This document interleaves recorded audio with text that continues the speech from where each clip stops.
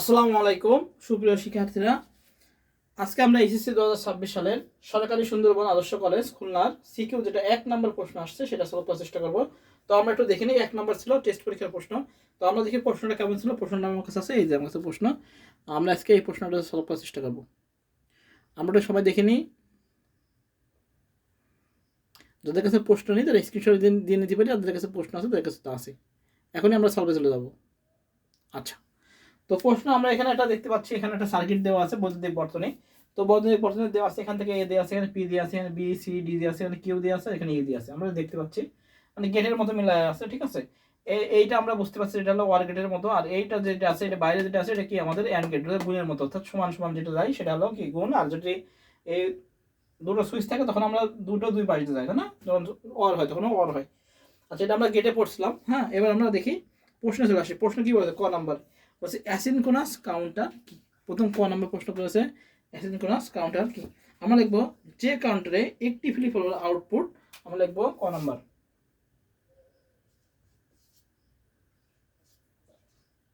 যে কাউন্টারে একটি ফ্লিপ ফ্লপের আউটপুট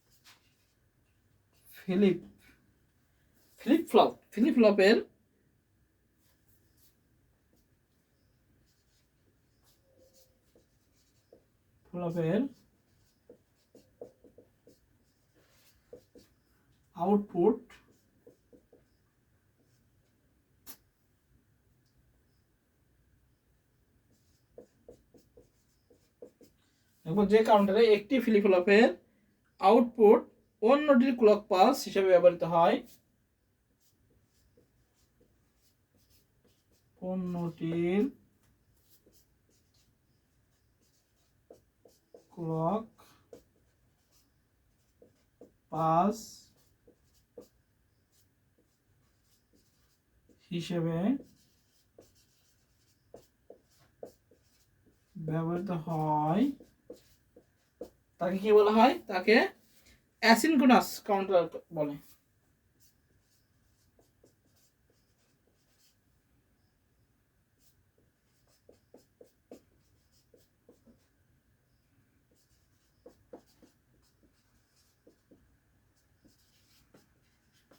কাউন্টার বলে। আমরা দেখব যে কাউন্টারে একটি ফ্লিপ ফ্লপের আউটপুট অন্যটির ক্লক পালস হিসাবে ব্যবহৃত হয় তাকে কি বলা হয়? তাকে আমাদের অ্যাসিনক্রোনাস কাউন্টার বলে। ক নাম্বার আমাদের গেল। আচ্ছা, খ নাম্বার কি বলেছে? সংখ্যা পদ্ধতির সাহায্যে যে কোনো পরিমাপকে প্রকাশ করে দেয়, ব্যাখ্যা করে। এর নিজেদের মতো লিখবো যে আমাদের দৈনন্দিন কাজের জীবনের দৈর্ঘ্য, ওজন, সময়, বিদ্যুৎ প্রভাব ইত্যাদি কি বিভিন্নভাবে পরিমাপ করার জন্য ব্যবহার হয়। এই পরিমাপগুলোকে প্রকাশ করতে একটি নির্দিষ্ট সংখ্যা ও এককের প্রয়োজন হয়। সংখ্যা পদ্ধতি ব্যবহার করে পূর্ণ সংখ্যা, ভগ্নাংশযুক্ত সংখ্যা প্রকাশ করা যায়, যার মাধ্যমে পরিমাপের মান নির্দিষ্ট করে লেখা যায়। তাই বলা যায় যে সংখ্যা পদ্ধতির সাহায্যে যে কোনো পরিমাপে প্রকাশ করা যায়। এটা নিজেদের মতো করে লিখবো, কোনো সমস্যা নেই। হ্যাঁ, খ নম্বরটা তো আমরা একবার একটু শুনে নিই কীভাবে লিখবো। খ নম্বর লিখবো আমরা যে আমাদের দৈনন্দিন জীবনের দৈর্ঘ্য, ওজন, সময়, তাপমাত্রা, বিদ্যুৎ প্রবাহ ইত্যাদি বিভিন্ন পরিমাপ করা প্রয়োজন পড়ে বা পরিমাপে ব্যবহার হয়। হ্যাঁ, ব্যবহার করা যায়। এই পরিমাপগুলোকে প্রকাশ করতে একটি নির্দিষ্ট সংখ্যা ও এককের প্রয়োজন হয়। সংখ্যা পদ্ধতি ব্যবহার করে পূর্ণ সংখ্যা ও ভগ্নাংশযুক্ত সংখ্যা প্রকাশ করা হয়, যার মাধ্যমে পরিমাপের মান নির্দিষ্টভাবে লেখা যায়। তাই বলা যায় যে সংখ্যা পদ্ধতির সাহায্যে যে কোনো পরিমাপকে প্রকাশ করা যায়। হ্যাঁ, নিজেদের মতো করে লিখে দেবো, কোনো সমস্যা নেই। যে যেভাবে লিখবে সেভাবেই নাম্বার হবে। আচ্ছা, এবার কি বলছে? উদ্দীপকের চিত্রে পি ও কিউ এর মধ্যবর্তী অংশটি কোন গেট নির্দেশ করে? লজিক, চিত্র এবং সত্য সারণী সহ ব্যাখ্যা করা। আচ্ছা, বলেছে হলো গ নম্বর। আমরা তাহলে ক নম্বরটা বুঝে দিই। ক নম্বর হয়ে গেল, খ নম্বর আমরা বলে দিলাম। গয়ে আসি। বলেছে উদ্দীপকের চিত্রে পি, এই যে পি আর কিউ, এই যে এটার মধ্যে যে অংশটা আছে সেটা কোন গেট নির্দেশ করে? এটার মাধ্যমে যে এটা আছে অর্থাৎ বি সি ডি, এটা হলো আমাদের ওয়ার গেট নির্দেশ করে। কেন? আমরা জানি ওয়ার গেটের সার্কিট কেমন। আমরা জানি যদি আমরা দুইটা ইনপুট দিতাম তাহলে ওয়ার গেটের সার্কিটটা কেমন যেত? আমাদের ওয়ার গেটের সার্কিটটা এমন যেত। এটা আমি অনেকবার দেখাইছি ওয়ার গেটের ক্লাসে। এই যে জাস্ট চিত্রে বোঝানোর জন্য আর কি। এটা এ, এটা বি। যদি সোজাসুজি যায় তাহলে অ্যান্ড গেট, আর যদি আমাদের এইভাবে যায় অর্থাৎ এ পূরণ হয় বি পূরণ, এখানেও তাই।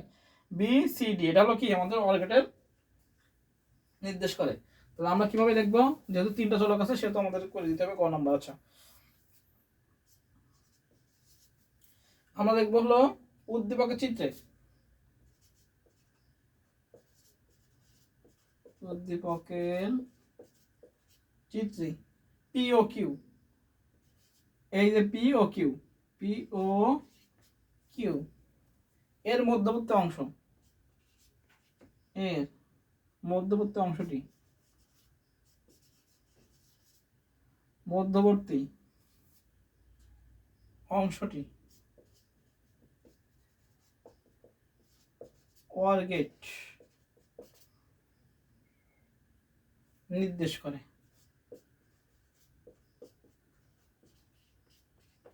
আমরা লিখবো উদ্দীপকের চিত্রে পি ও কিউ এর মধ্যবর্তী অংশটি কি নির্দেশ করে, আমাদের ওয়ার গেট নির্দেশ করে। আমরা লিখবো যে ইলেকট্রনিক সার্কিটে দুই বাধা থেকে ইনপুট দিয়ে একটি মাত্র আউটপুট পাওয়া যায় এবং আউটপুটটি ইনপুটগুলোর যৌক্তিক যোগের সমান হয় তাকে ওয়ার গেট বলে। অর্থাৎ যে গেটে কি হয়, একটা একটা ইনপুটের সংখ্যা একটা ওয়ান হলে কি হয়, বাকি সবগুলো ওয়ান হয়। তাহলে কি বলছে বিসিডি, তাহলে আমাদের বিসিডি দেখাতে হবে, সেটা কিভাবে দেখাবো, আমরা সত্য সঙ্গে দেখাতে বলছি এখানে। তাহলে আমরা লিখবো হলো এভাবে, সত্য সঙ্গে ইনপুট, আমরা তো স্কেল দেখাবো সুন্দর করে, না আউটপুট, এখানে ইনপুট হবে হলো বিসিডি, বিসিডি, আর আউটপুট আমরা কি ধরবো, আউটপুট আমরা এ ধরতে পারি বা ওয়াই ধরতে পারি বা যা ধরবো তাই। তাহলে আমরা এক্স সমান সমান ধরি B plus C plus D, এটা হলো আউটপুট। তাহলে আমাদের হবে 1 2 3 4 5 6 7 8, যেহেতু তিনটা চলক,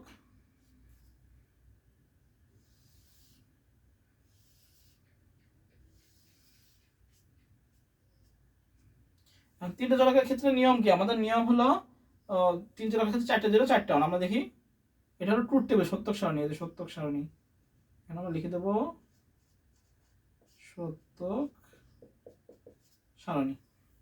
আচ্ছা তাহলে কি হবে, চারটা জিরো চারটা ওয়ান, দুটো জিরো দুটো ওয়ান, আর 0 1 0 1 0 1 0 1, যেহেতু যোগের সেহেতু তিনটা জিরো থাকলে জিরো, বাকি সবগুলো কি হবে ওয়ান। এবার এটা চিত্র দেখাতে বলেছে, চিত্র কিভাবে দেখাবো, চিত্র একদম সহজ, B C D OR gate, আমরা এক ধরনের এখানে B plus C plus D, এটা হলো লজিক চিত্র, চিত্র অর গেট এর লজিক সার্কিট, লজিক গেট, এই হয়ে গেল। এটা সত্যক সারণী, এটা হলো চিত্র, একদম সহজ।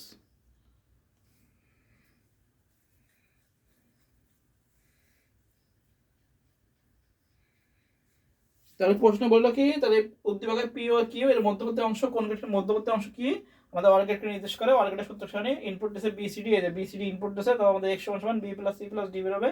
এখন তিনটা চলকের ক্ষেত্রে নিয়ম কি, চারটা জিরো চারটা ওয়ান, দুটো জিরো দুটো ওয়ান, 0 1 0 1। এখন এই তিনটা জিরো আছে জিরো, আর একটা এক হলে বাকি সব, এখানে সবগুলোই এক আছে বলে সবগুলোই এক হলো। আর এই যে আমাদের লজিক সার্কিট, ওয়ার গেট কি বাকাসাদের মতো, এটা আমরা তো ওয়ার গেটের ক্লাসে দেখাইছি, তোমাদের হয়ে গেল। এবার হচ্ছে উদ্দীপকের সম্পূর্ণ বর্তনীর কর্মপদ্ধতি এক বা একাধিক মৌলিক গেটের সাহায্যে প্রকাশ করা সম্ভব, চিত্র সহ বিশ্লেষণ করা। আচ্ছা এখানে বলেছে হলো উদ্দীপকের সার্কিট বুলিয়ান অলজেব্রার সাহায্যে প্রকাশ করা, আমরা দেখি কি আসে। আচ্ছা তাহলে ক নাম্বার হয়ে গেল। আচ্ছা এবার তাহলে ঘ নাম্বার চলে আসি, ঘ নাম্বার কি বলেছে,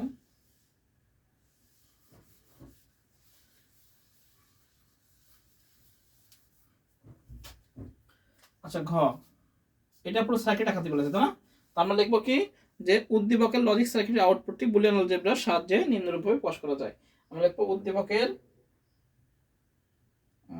উদ্দীপকের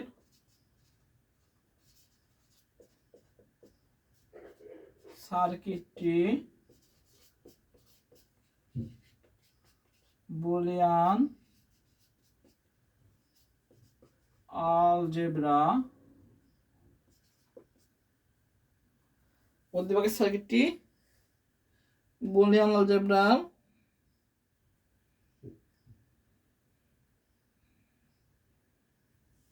মধ্যভাগের সার্কিটটি বুলিয়ান আলজেব্রার সাহায্যে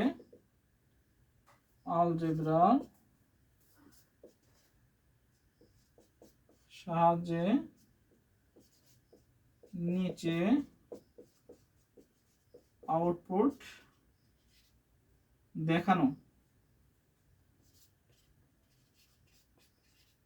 হলো। যেভাবে লিখবে সেভাবে হবে, কোনো সমস্যা নেই। উদ্দীপকের সার্কিটটি বুলিয়ান আলজেব্রার সাহায্যে নিচে আউটপুট দেখানো। এবার আমরা আউটপুট দেখাবো, সেটা কিভাবে আমরা দেখি। আমাদের এখানে আমরা কি পাইছি,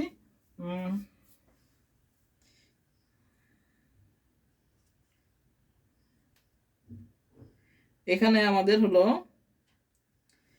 পি আর কিউ কোনো কাজ নেই, তাই না? পি আর কিউ ফাও দিছে এখানে, পি আর কিউ এর কোনো কাজ নেই। পি আর কিউ এটা কোনো কাজ নেই। পি আর কিউ এর সুইচ হলো A switch, B C D switch আর হলো ই সুইচ। তাহলে আমরা এটা কি লিখতে পারি?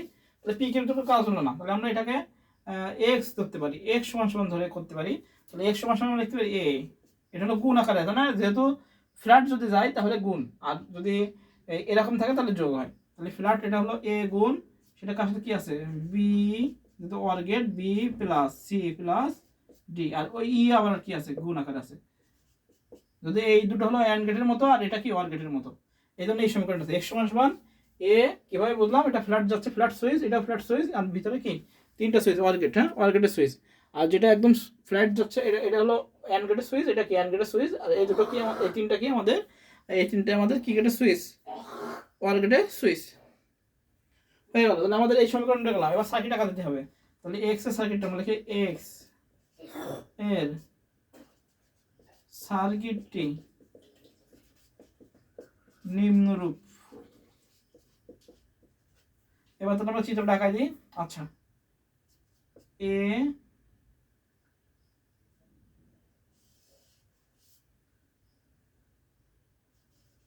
B C D, B C D যেহেতু অর গেট,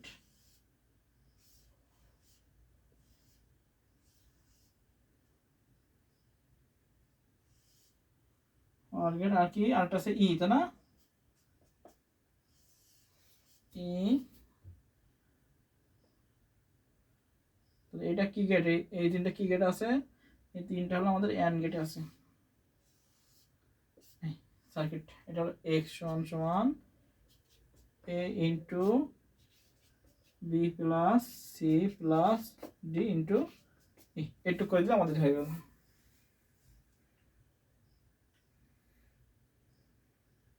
কাজে লিখবো, আমরা কি লিখবো, অতএব সম্পূর্ণ বর্তনীটি, অতএব সম্পূর্ণ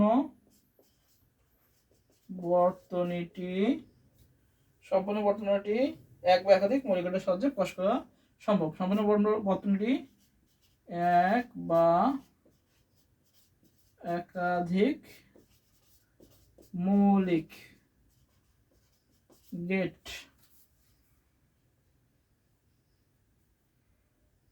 সম্পূর্ণ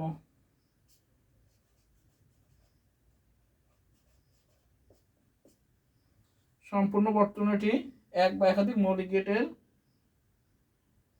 সাহায্যে প্রকাশ করা সম্ভব।